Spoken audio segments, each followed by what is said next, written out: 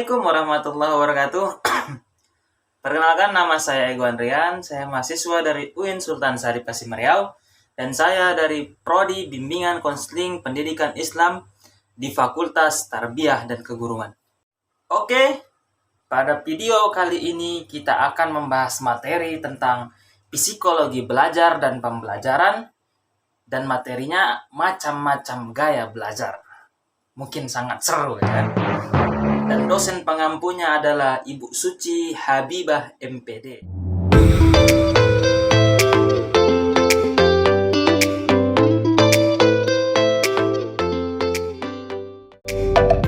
Oke, tanpa berlambat-lambat kita langsung masuk ke dalam materinya ya.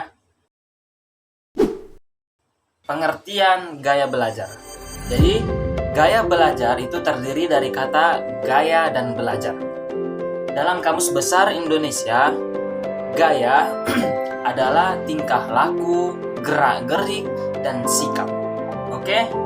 Sedangkan belajar adalah berusaha memperoleh kepandaian menuntut ilmu. Charles and Skinner dalam bukunya Edition Playskop menjelaskan pengertian belajar, yakni learning is a process of progressive behavior adaptation. Belajar adalah suatu proses adaptasi yang menyesuaikan tingkah laku yang berlangsung secara progresif.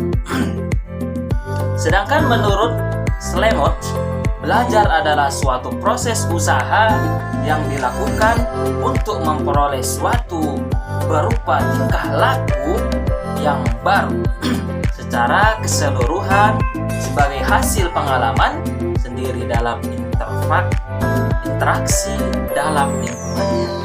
Oke, kita lanjut. Belajar atau menuntut ilmu dalam Islam merupakan suatu kewajiban bagi setiap muslim, sebagaimana firman Allah di dalam Al-Quran. Dan tidak sepantasnya orang-orang mukmin itu semuanya pergi ke dalam medan perang. Mengapa? Tidak pergi dari tiap-tiap golongan di antara mereka beberapa orang untuk memperdalam pengetahuan mereka untuk agama dan memberi peringatan kepada kaumnya apabila mereka telah kembali kepadanya, supaya mereka mendapat menjaga dirinya. Surah At-Taubah. Dari ayat tersebut menunjukkan bukti bahwa Islam menuntut agar umatnya berilmu. Sedangkan sebagai alat untuk memperoleh ilmu adalah dengan belajar. Sangat penting dalam belajar ini ya. Jadi, tiap individu memiliki khas sejak lahir. Dari diperkaya melalui pengalaman hidup. Yang pasti, semua orang belajar melalui alat inderawi, baik penglihatan, pendengaran, dan kinestik. Sentuhan ataupun gerakan. Setiap orang memiliki kekuatan belajar atau gaya belajarnya. Jika seorang semakin mengenal baik gaya belajar yang dimiliki, maka akan semakin mudah dan lebih percaya diri dalam menguasai keterampilan dan konsep-konsep dalam kehidupan. Gaya belajar adalah kebiasaan yang mencerminkan cara memperlakukan pengalaman dan informasi yang kita peroleh. Tidak semua orang mengikuti cara yang sama. Semua orang memiliki cara yang berbeda-beda. Masing-masing menunjukkan perbedaan, namun para peneliti dapat menggolongkannya gaya belajar berkait erat dengan pribadi seseorang yang dipengaruhi oleh pembawaannya, pengalaman pendidikan, dan riwayat perkembangannya. Oke, lanjut kita macam-macam gaya belajar. Gaya belajar visual. Yang pertama itu gaya belajar visual atau disebut dengan visual learning. Visual learning adalah gaya belajar dengan cara melihat, sehingga mata memegang peran penting dalam gaya tersebut. Gaya belajar visual dilakukan seseorang untuk memperoleh informasi seperti melihat gambar, diagram, peta, poster, grafik, pemandangan, dan sebagainya. Bisa juga dengan melihat data teks seperti tulisan dan huruf. Ciri-ciri gaya belajar visual adalah sebagai berikut. Pertama itu lebih mudah mengingat dengan cara melihat. Seseorang yang memiliki gaya belajar visual belajar dengan menitik praktek ketajaman penglihatannya. Seseorang anak yang mempunyai gaya belajar visual akan lebih mudah mengingat dengan cara melihat. Itulah gola anak biasanya. Misalkannya membaca buku, melihat demonstrasi yang dilakukan guru, melihat contoh-contoh yang terbesar dalam di alam ataupun fenomena alam dengan cara observasi. Bisa juga melihat pembelajaran disajikan melalui TV ataupun video kaset. Yang kedua, lebih suka membaca daripada dibacakan. Nah, ini selain dengan menggunakan alat bantu visual untuk mempercepat proses belajar bagi anak-anak yang mempunyai gaya belajar visual dapat dilakukan dengan cara membaca dan melihat materi visual dalam bentuk besar ataupun surat, kata-kata, dan angka. Yang ketiga, rapi dan teratur. Seseorang dengan gaya belajar visual, mereka berpikir dengan cara berhadap atau detail dan menyimpan data secara sistematis, bahkan secara alfabetis. Urut secara numerikal atau kronologis, mereka menyukai kerapian dan juga keindahan. Yang keempat itu bisa juga dengan biasanya tidak tergantung oleh keributan. Seseorang yang memiliki gaya belajar visual ini dapat belajar baik diiringi dengan musik maupun tidak. Jika tips visual ini sedang berpikir, mereka akan melihat ke arah langit-langit ataupun pandangan mata mereka ke kanan dan ke kiri, karena otak mereka itu memproses data dan melihat setiap kata ataupun simbol. Lanjut, yang kelima, mempunyai masalah untuk mengingat informasi verbal. Banyak dari para orang visual kurang paket terhadap respon instruksi verbal, akan mudah lupa apa yang disampaikan orang lain sampai mereka diberikan instruksi secara visual yang disertai dengan tulisan, gambar, diagram, ataupun bagan. Kita lanjut yang ke B ataupun yang kedua, gaya belajar auditory ataupun auditory learning. Gaya belajar ini biasanya disebut juga sebagai gaya belajar pendengaran. Orang-orang yang memiliki gaya belajar pendengaran mengandalkan proses belajarnya melalui pendengaran ataupun telinga. Mereka memperhatikan sangat baik pada hal-hal yang didengarkannya. Mereka juga mengingat sesuatu dengan cara melihat dari yang tersimpan di telinganya. Terus, pada umurnya, seseorang anak memiliki gaya belajar auditory ini senang mendengarkan ceramah, diskusi, berita di radio, dan juga kaset atau pembelajaran. Mereka senang belajar dengan cara mendengarkan ataupun berinteraksi dengan orang lain. Lebih mudah mengikat dengan cara mendengarkan daripada melihat. Seseorang yang melihat gaya belajar auditori lebih mudah mengingat informasi dengan cara mendengarkan setiap penjelasan yang diberikan, baik berupa kalimat ataupun angka-angka. Terus mudah terganggu oleh keributan.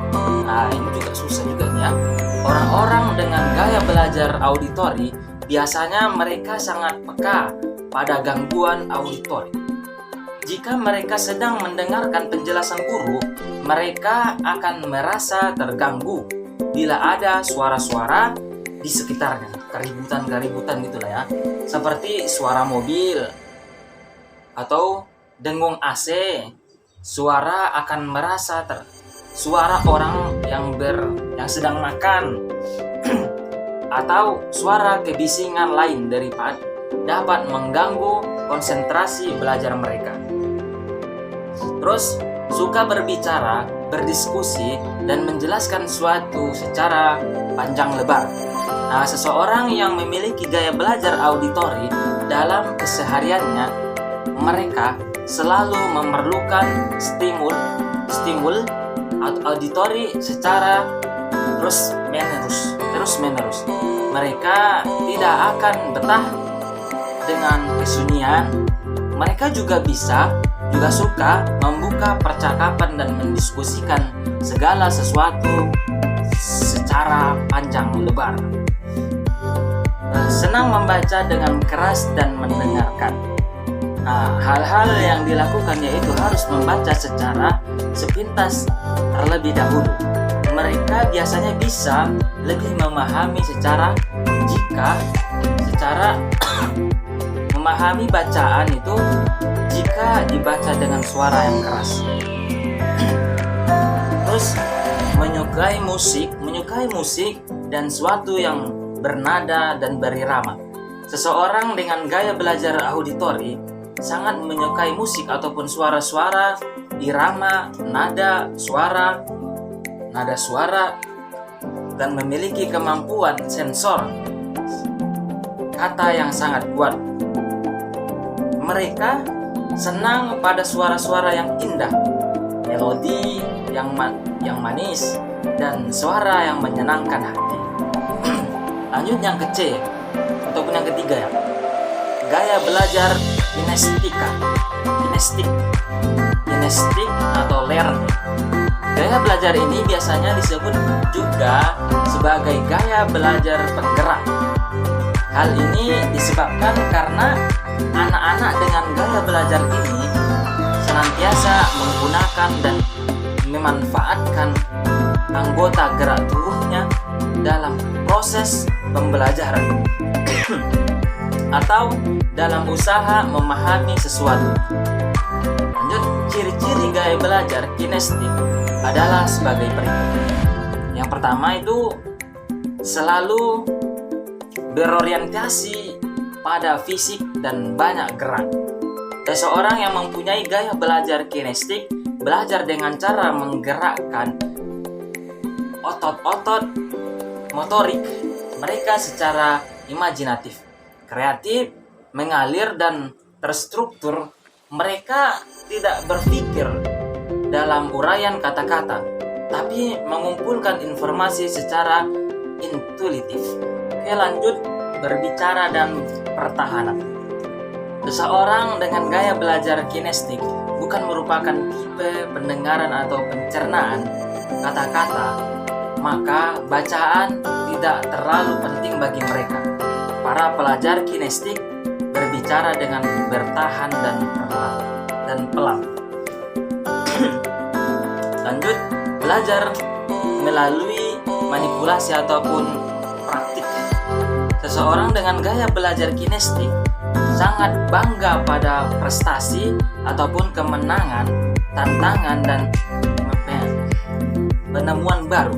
Mereka senang berkompetensi dengan diri sendiri ataupun dengan orang lain. Tipe ini juga membutuhkan peralatan manipulatif, permainan yang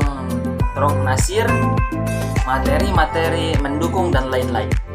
Terus tidak dapat duduk diam untuk jangka waktu yang lama. Nah, ini ya seseorang dengan gaya belajar kinestik harus banyak bergerak dan tidak bisa hanya duduk diam di satu tempat. Gak mau diam dia. Jika terpaksa harus duduk selama berjam-jam, mereka merasa resah dan mungkin akan menggoyang-goyangkan kaki dan bahkan meninggalkan tempat duduk secara spontan. Itulah dia golok tentang kinestik, tidak bisa dapat diam dalam jangka yang lama. Lanjut, banyak menggunakan isyarat tubuh. Terus ini materi yang nyata dan manipulatif, sangat penting bagi seseorang dengan gaya belajar kinestis, karena mereka dapat menggunakan keseluruhan bagian tubuh, bukan hanya menggerakkan tangan